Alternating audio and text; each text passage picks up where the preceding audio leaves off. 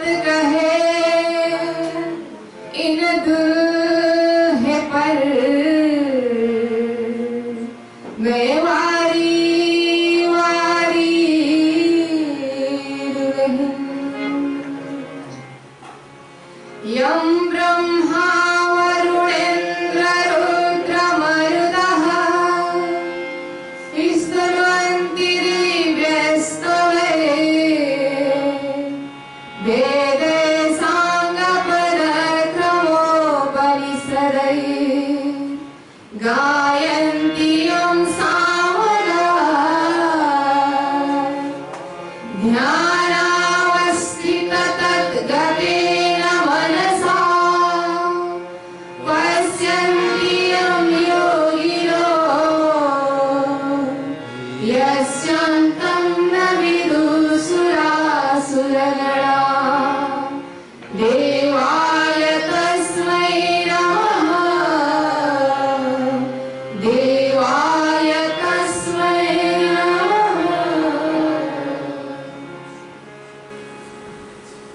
परम पूजनीय परम वंदनीय आदरणीय प्राचार्य गुरु महाराज जी के श्री चरणों में प्रणाम करते हुए मंच पर उपस्थित निरंतर रूप में हमें श्रीमद् वेदक चर्चा से लाभान्वित करते हुए आ रहे हैं आदरणीय धर्म प्रचारिका साध्वी कपिला कुंज जी, संगीत में साथ दे रहे हैं आदरणीय वीरेन भानु जी, सुमन जी, श्री कृष्ण प्रणामी साधनालय के सभी प्रचारक प्रचारिकाएं, साधक साधिकाएं, उपस्थित सुंदर साथ जी, हमें फेसबुक के माध्यम से अपने घर में बैठकर के सुन रहे हैं जितने भी सुंदर साथ जी हैं, आप सभी के श्री चरणों में यथायोग्य सभक्ति प्रेम प्रणाम का अभिवादन करना चाहती हूँ। प्रणाम। श्रीमद् वेदक चर्चा से पूर्व कुछ समय हम श्रीमद् भगवद गीता के माध्यम से इस ज्ञान रूपी गंगा में गोता लगा रहे हैं, श्रवण करते हुए आ रहे हैं। पिछले दिनों से ही भगवान श्री कृष्ण अर्जुन को उपदेश दे रहे हैं। अर्जुन संशय में खड़ा है, दुविधा में खड़ा है, कंफ्यूजन में है। अब वो भगवान के शरण में आ चुका है, उसको भगवान स्वधर्म के लिए प्रेरित कर रहे हैं। उसके अंदर जो शोक है वो शोक को निवारण करने के लिए भगवान उपदेश दे रहे हैं। भगवान श्री कृष्ण ने अर्जुन को शोक से निवृत्त करने के लिए ज्ञान दिया। अगर इस ज्ञान का श्रवण करके, ज्ञान का अध्ययन करके इसको जीवन में उतारने की अगर हम कोशिश करें तो जीवन में जितने भी छोटे मोटे जो भी शोक दुख संताप जो भी है, जो टेंशन आता है जीवन में, हमारा जीवन से वो भी निवृत्त हो जाता है। इसीलिए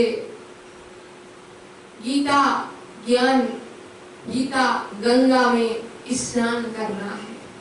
स्नान करने का मतलब है स्वयं को उस गीता ज्ञान में, गीता रूपी गंगा से स्नान करवाना है, उसी में डूबना है। हम श्रवण कर रहे थे कि भगवान समझा रहे थे अर्जुन, जो जाने वाले हैं ना उनके लिए भी शोक करना उचित नहीं है, और जो रहने वाले हैं ना उनके लिए भी शोक करना उचित नहीं है। दोनों के लिए शोक करना उचित नहीं है। तो इसी संदर्भ में समझाते समझाते शोक किसके लिए करें? अगर शरीर के लिए करें तो शरीर तो नाशवंत है, इसका तो धर्म ही है नाश होना।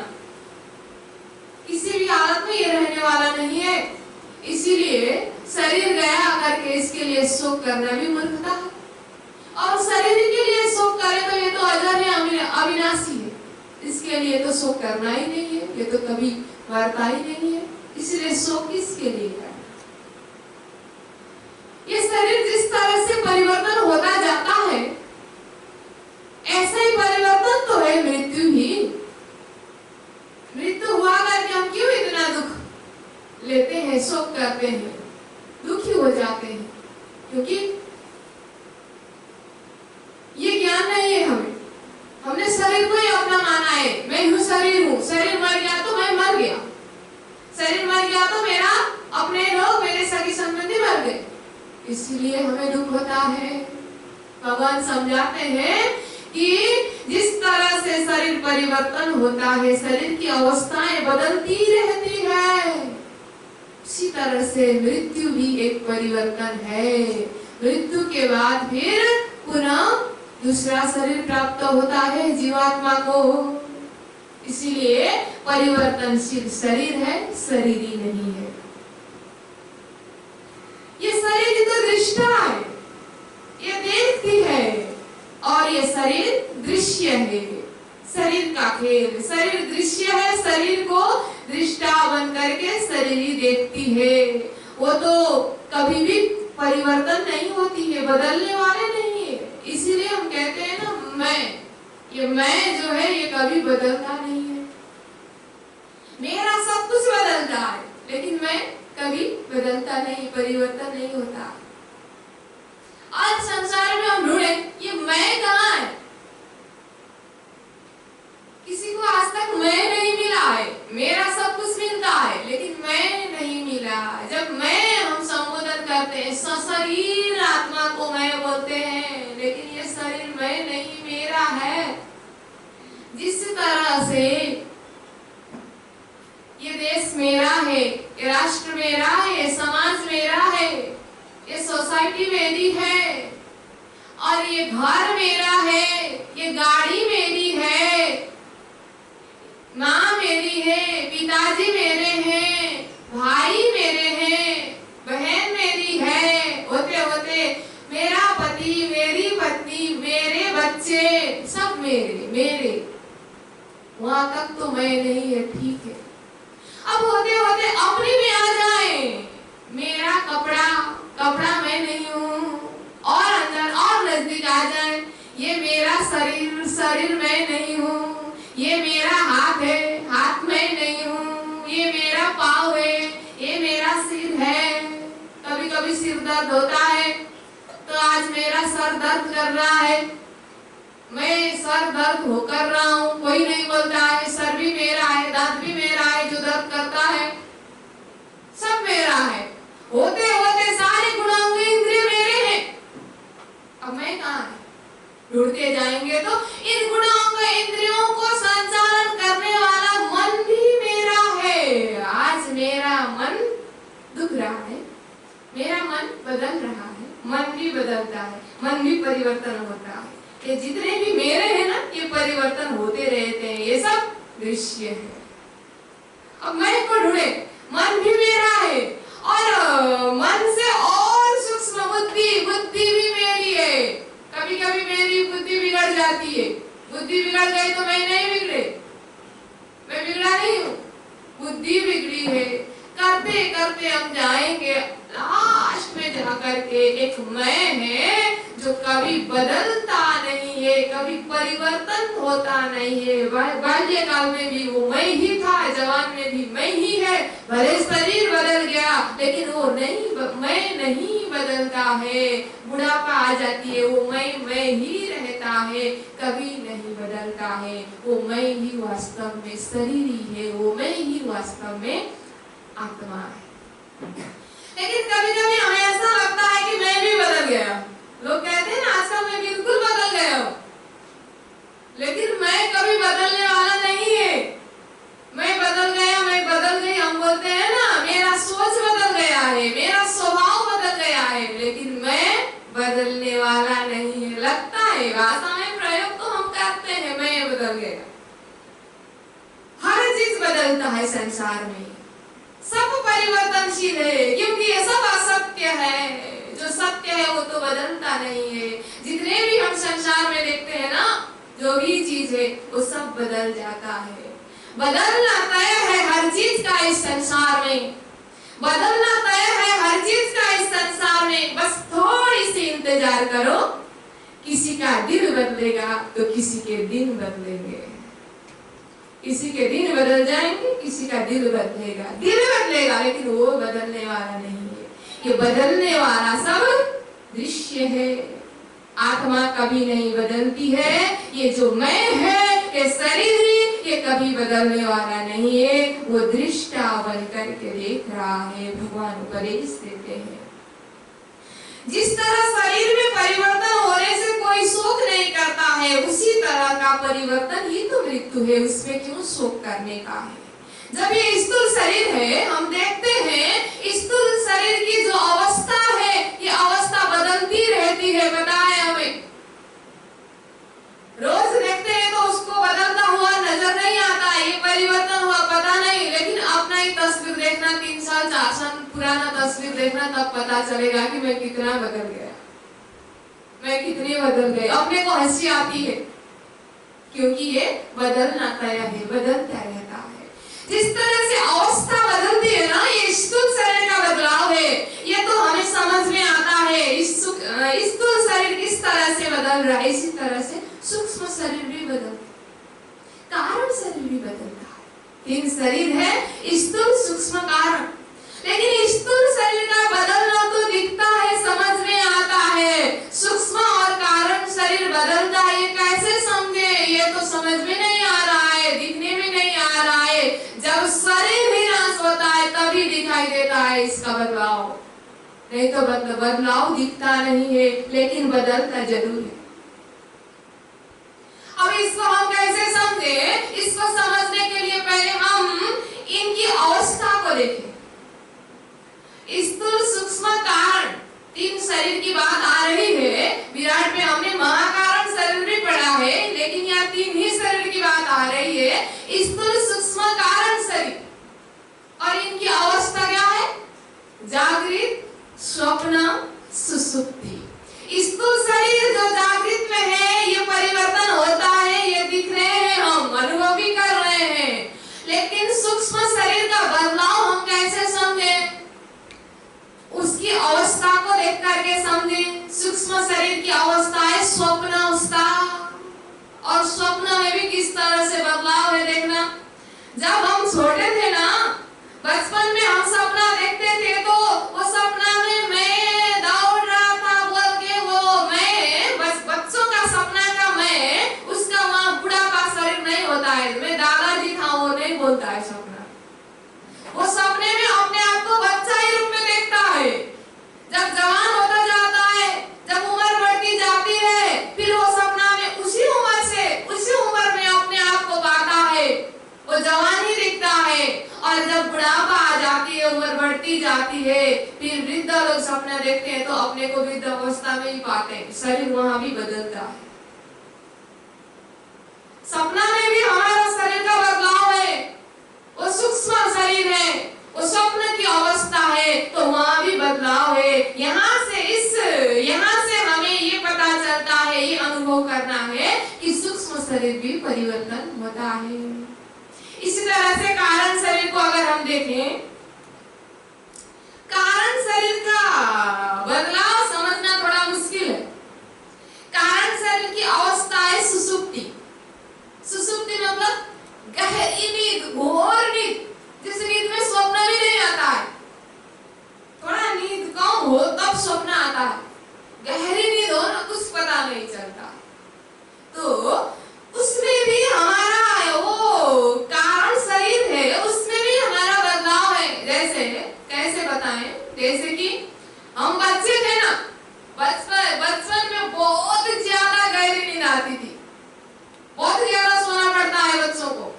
जितना जितना उम्र बढ़ा, हम किशोर अवस्था में आए, थोड़ा कम सोते, उतनी गहरी नींद में नहीं सोते, थोड़ा इधर उधर कुछ हुआ पता चल ही जाता है, गहरी नींद में नहीं जाते। परिवर्तन है उसमें, सुसुप्ति अवस्था में इतने गहरे से हम नहीं जाते। जैसे जैसे वृद्ध होते जाते हैं ना, इतनी पतली नींद होती है, कोई खांसे तो भी नींद नहीं, गाड़ी टिक टिक तो भी नींद नहीं। और देखना घर में ज्यादातर दादा दादी लोग 3 साढ़े 3 बजे से उठ करके चालू हो जाते हैं पाठ पूजा क्या क्या। क्यों? क्योंकि नींद जल्दी पूरी होती है, इतनी गहरी नींद नहीं आती, कम सोना पड़ता है। जितना जितना उम्र बढ़ता है उतने उतने अवस्थाएं बदल रही है। इसका मतलब कारण शरीर भी परिवर्तन होता जाता है, यहाँ से समझना है। लेकिन जब शरीर छूट जाता है तभी दिखाई देता है तीनों शरीर बदल गया। जब मृत्यु हो जाती है तब फिर ये आत्मा, ये जीवात्मा जो है वो वृद्ध शरीर को छोड़ करके फिर बचपन शरीर में आ जाती है। तो ये एक परिवर्तन ही तो है।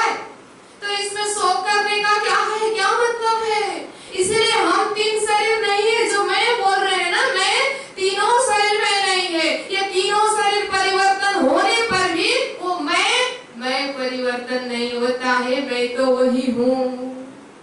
इससे पता चलता है कि आत्मा में परिवर्तन नहीं है।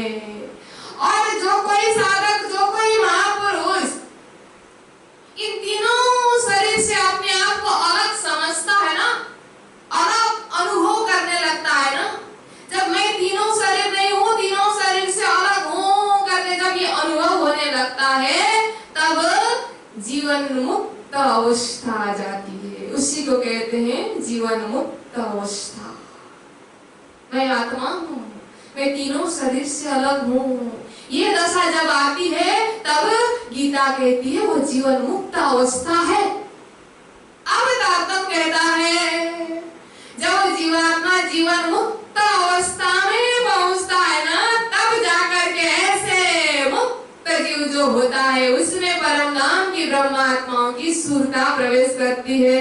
बोलो श्री कृष्ण कन्हैया लाल की। जब जीवन मुक्त दशा में पहुंच गया जीवात्मा, तब अब सुरता के लिए योग्य पात्र बन जाता है, तब सुरता प्रवेश करती है। यह तारतम्य सिद्धांत है। देखिए जब मृत्यु होती है, कितना सुंदर शब्द दिया है कि हम कहते हैं चल बसा, वो फलाना तो चल बसा, उसकी तो देहांत हो गई, अर्थात देह के अंत हो गया। चल बसा बहुत अच्छा शब्द है, यहाँ से चला और दूसरे जगह जाके बसा, बैठ गया।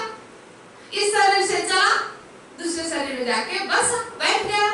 लेकिन यहीं पर अवतार कहता है कि यहाँ से चला, ठीक है चल बसा, यहाँ से चला, लेकिन दूसरे शरीर नहीं, परात्मा तन में मूल मिलाओ में जाके बस गया। बोलो श्री प्राणनाथ प्यारे की।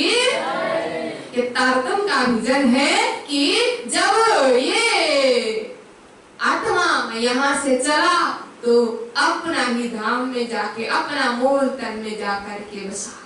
ये एक जीवन का परिवर्तन ही है, परिवर्तन ही है। इसीलिए अर्जुन तुम तो एक माध्यम ही बन रहे हो। ये परिवर्तन तो प्रकृति का नियम है, ये तो चलता ही है। इसीलिए शोक मत करो, अपने को एक माध्यम समझो और अपना कर्तव्य करो। भगवान उपदेश देते हैं।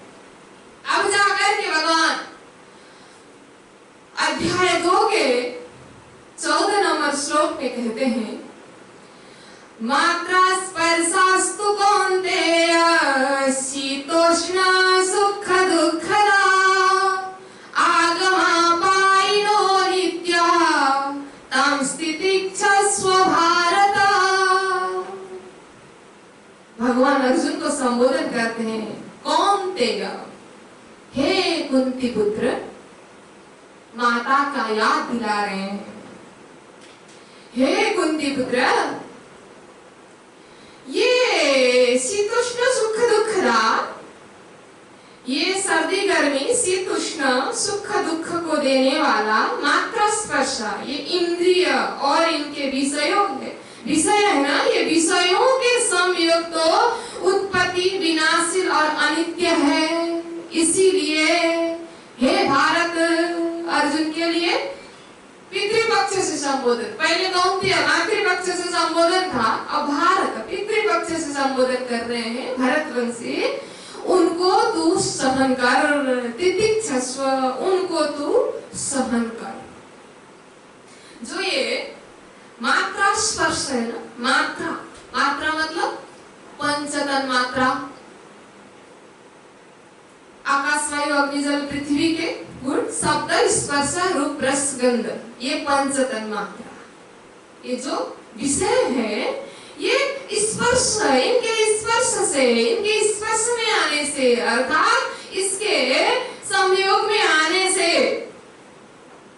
क्या होता है, अब भगवान आगे बताते हैं। ये जो पदार्थ है ना, इनके स्पर्श थोड़ा सा भी करो तो जीवन मरण के चक्र में पड़ जाओगे, इसीलिए इससे बच के रहना। ये विषय जो है, ये विषय भोग में अगर कोई भी साधक आ जाता है ना, वो जीवन मरण के चक्र में पड़ जाता है। ये भयानक है, ये बहुत शक्तिशाली है। थोड़ा सा प्रलोभन दिखा के थोड़ी आसक्ति होती है पहले, और धीरे धीरे जीव उसी में फंसता जाता है, फंसता जाता है। रत्ना जी वाणी में कहते हैं कि ये माया कैसी है, तो प्रकट वाणी में हम पाठ करते हैं, मोह जल पूरा तीखा अति जोर, नखा अंगूरी को ले जाए तोर, तरंग बड़े मेर से होए, इता खड़ा ना रहने पावे कोए, लहरे पर लहरे मारे घेर, माहे देता भंवरिया फेर, आड़े टेढ़े माहे बेवट, विकराल जीव माहे विकट, दुख रूपी सागर निपट, किनार बेटना काहू निकट, ऊंचा नीचा गहरा गिरदवाए, कठिन समय इत पहुंचाए, हाथ न सूझे सिर न पाए, इन अंधेरी से निकस्यु न जाए। ये ऐसा है ये मोह सागर, और इसमें ये विषय भी ऐसे ही है।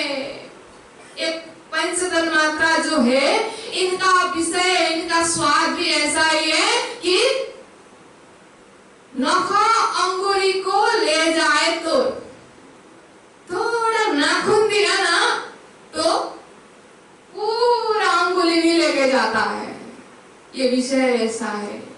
थोड़ा स्वाद आया तो थोड़ा अच्छा लगा, थोड़ा एक बार चख लेंगे बोलेंगे ना, तो फिर उसी स्वाद में हम डूबते डूबते डूबते जाएंगे। गुरुजी मंगलदास जी ने सूक्ति में कहा है, विष के पीछे य जोड़ो तो विषय हो जाता है। ये विषय जो है ये विष ही है, ये विष है। ये विष है करके कोई जानता है तो थोड़ा चलो विष है, थोड़ा एक बार चख लेंगे कैसा टेस्ट है करके कोई बोलेगा। ये विष है, थोड़ा चखो करके कोई बोलेगा, चख लिया तो उसका असर तो तुरंत पड़ जाता है। ऐसे ये विषय भी विष ही है, थोड़ा चख ही लिया तो तुरंत असर करता है, तुरंत इसमें फंसता जाएगा जीव। इसीलिए इससे अलग बच के रहना है, इसीलिए इस विषय से अलग रहना है। अरे कितने प्राणी तो एक एक विषय में पागल होने से भी उनका बर्बाद हुआ, वो फंसता गया है। मनुष्य तो पूरा 5 ही विषय में पागल है।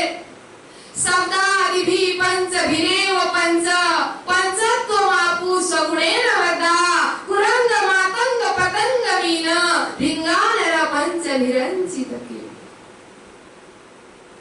ये कुरंग मातंग पतंग मीन भिंगा, ये 5 जीव यहाँ बताए हैं। ये 5 प्राणी एक एक विषय में पागल है। कुरंग मतलब मृग, मृग शब्द के पीछे पागल है, वो शब्द के कारण ही वो फंस जाता है, उसमें मोहित होने से ही वो फंस जाता है। मातंग हाथी, हाथी स्पर्श से फंस जाता है। इसी तरह से पतंग, पतंग तो रूप से ही फंस जाता है। और मीन मछली, मछली रस का गुण है, स्वाद से वो फंस जाता है। और भिंगा भ्रमर, वो गंध में फंस जाता है।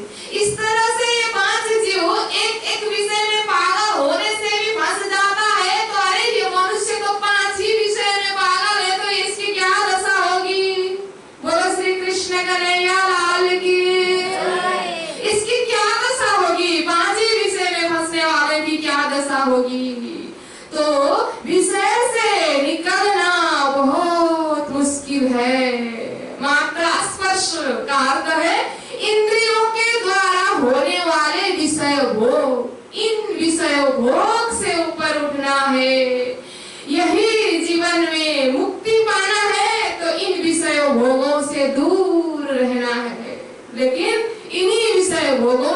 हमारा मन को कहां से भटका करके अपने ओर ही खींच रखा है। इसलिए हम भजन भी गाते हैं, विषयों ने पापी मन को घोड़ा दौड़ाया, विषयों ने पापी मन को घोड़ा दौड़ाया, सत्संग की महिमा को ये समझ न पाया, सत्संग की महिमा को ये समझ न पाया, सीसा न टूट जाए जोड़ा भाई जोड़ा, चलता जाए समय का घोड़ा, चलता जाए समय का घोड़ा, सत्संग में गोता लगा लो, जीवन को सफल बना लो, सत्संग में गोता लगा लो, जीवन को सफल बना लो, समय निकाल के थोड़ा थोड़ा भाई थोड़ा, चलता जाए समय का घोड़ा, चलता जाए समय का घोड़ा, चलता जाए समय का घोड़ा, चलता जाए समय का घोड़ा। इन विषयों ने ही मन को अपने ओर लिया है, अपने बस में किया है, इसलिए मन फंसता जा रहा है। इसलिए महामती स्वामी श्री प्रणनाथ जी ने अपने जीवन में विक्रम संवत 1700 से 1703 तक यही साधना की थी कि मन की परीक्षा की थी। अपने गुणांग इंद्रियों को, अपने गुणांग इंद्रिय के विषयों को हटाने के लिए बहुत कष्ट किया था। 3 साल तक उतरते आहार घटाइया रया पैसा भर दोए, बल घटा इंद्रिय का सुख चला आकार सोए। इंद्रियों को दुर्बल करने के लिए आहार कंट्रोल करके सारा इंद्रियों को निर्बल बनाया। जब तक इंद्रिय बलवान होता है तब तक विषय के पीछे भागता है, जब इंद्रिय दुर्बल होता है विषय भी गुम हो जाते हैं। इसलिए प्रणनाथ जी मन की परीक्षा करते हैं। हम वितक के माध्यम से श्रवण करेंगे आगे के प्रश्नों में। तो यही साधना प्रणनाथ जी की थी उस समय में। अब इस विषय वासना से दूर होने के लिए कैसे संभव है? मन तो उसके पीछे ही भागता है, मन तो शब्द के पीछे भागता है, स्पर्श के पीछे भागता है, रूप रस गंध के पीछे भागता है। तो इसको कैसे हम इससे बचे? तो बचने का उपाय क्या है? इससे कैसे दूर रहे? भगवान ने कहा गीता में कि यही जीवन में मुक्ति पाना है तो इन विषय भोगों से दूर रहो। लेकिन दूर रहना संभव नहीं है। कैसे दूर रहेंगे? तो दूर रहने का एक ही उपाय है कि इनका डायरेक्शन चेंज कर दो, दिशा परिवर्तन कर दो, दिशा बदल दो। दौड़ना चाहने वाले मन को दौड़ा दो, 25 पक्ष परम धाम में दौड़ा दो, परमात्मा के दिव्य धाम में दौड़ा दो। आंख का खुराक है। आंख क्या चाहता है? सुंदर सुंदर दृश्य देखना चाहता है, रंग बिरंगे अनेक प्रकार का दृश्य देखना चाहता है, अनेक प्रकार के रंग देखना चाहता है। इसीलिए इस आंख के लिए खुराक देना हो तो अब परम धाम में ले जा करके परम धाम के कलर कंसेप्ट दे दो, आंख वही भूल जाएगा। चांदनी चौक में खड़े होते ही हरे लाल वृक्ष का दर्शन करेगा, आंख वही मस्त हो जाएगा, मंत्र मुग्ध हो जाएगा। सौसीढ़ी जैसे चढ़ के ऊपर गया कि दोनों तरफ दो चबूतरा दिखता है, वहाँ 5 रंग दिखता है, हीरा माणिक पुखराज स्वासनी देवी। उन थम्बों को, उन मेहराब को देख करके आंख तो वही भूल जाएगा, बड़ी बात है ही नहीं। और अंदर जाना है तो वो दरवाजा का रंग दिखा दिखा के फिर अंदर 4 चौरस पार करके जब गोल हवेली मूल विराम में पहुंच जाएंगे, 64 थम्ब में पूरा अलग अलग रंग के थम्ब दिखेंगे, 16 रंग के 64 थम्ब का दर्शन करेंगे तो आंख का खुराक हो ही गया।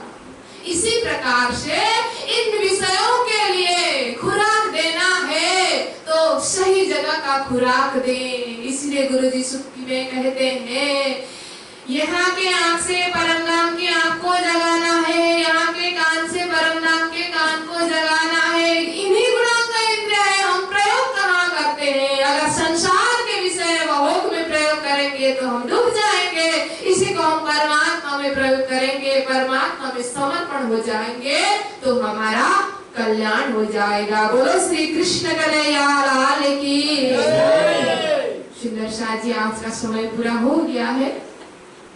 अगले प्रसंग में हम फिर इस श्लोक के ऊपर थोड़ा और चिंतन करेंगे, क्योंकि शीतोष्ण सुख दुख राम बहुत गहरा चिंतन है यहाँ और जीवन उपयोगी बहुत बड़ा ज्ञान है यहाँ। इसलिए आगे के प्रसंग में हम इसका चिंतन करेंगे, इसके ऊपर कुछ मनन करेंगे।